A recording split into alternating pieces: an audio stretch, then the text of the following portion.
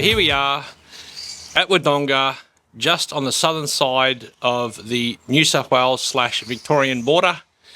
And I've been wanting to do this place for such a long time. And in the background here, we've got a Yokomo YZ1094 model being driven by none other than our Canadian friend Dwayne Barr, who is along for this epic journey. And yes, there are flies.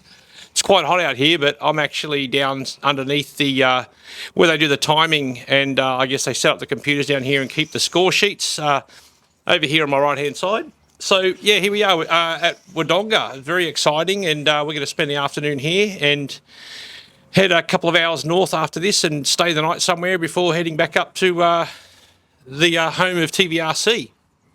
So yeah, what's been going on this far? We've just driven out of Melbourne. We've completed the Knox Vintage Bash 3.0, which was a 4-day event, but we were down there for a total of 7 days. So we actually stayed down just within minutes of the track, and we've been able to go back there even after the event. So yesterday we did a bit of running around and had some more fun out on the Knox track, and Lou Solar joined us, and yeah, we just got to run our cars for a couple more hours, and it was a blast. So yeah, this is the Wodonga facility. So behind the camera we have the on-road side of this facility, and behind me here we have this amazing red clay track that is, I don't know what it's like to race here, but I've been wondering for such a long time. So also I think we've got Keith from RC Icons.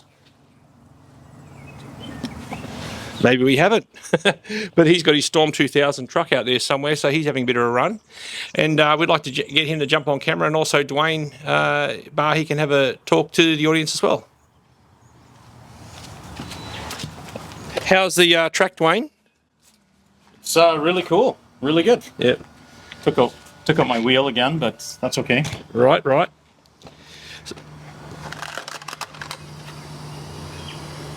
So Dwayne was racing this car down at the Vintage Bash, and I did get some footage of it with the drone and with the GoPro, and we'll do it again here today.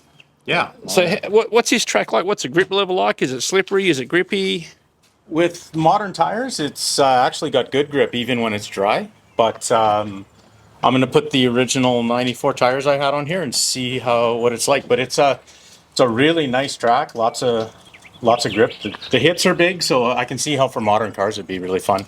A little big for some vintage stuff, but we just get around the way we can. Looks like some pretty big motocross jumps out there. Yeah. I'm yet to have a go myself, and I will shortly, but thought I'd just take this opportunity to jump on camera and show people out there what goes on at some of these off-road tracks around the east coast of Australia. And we will go check out Castle Hill and also St Ives. So Dwayne's going to travel with myself and Keith back up north, and that's going to be something we can do over the next few days. I'm looking forward to it.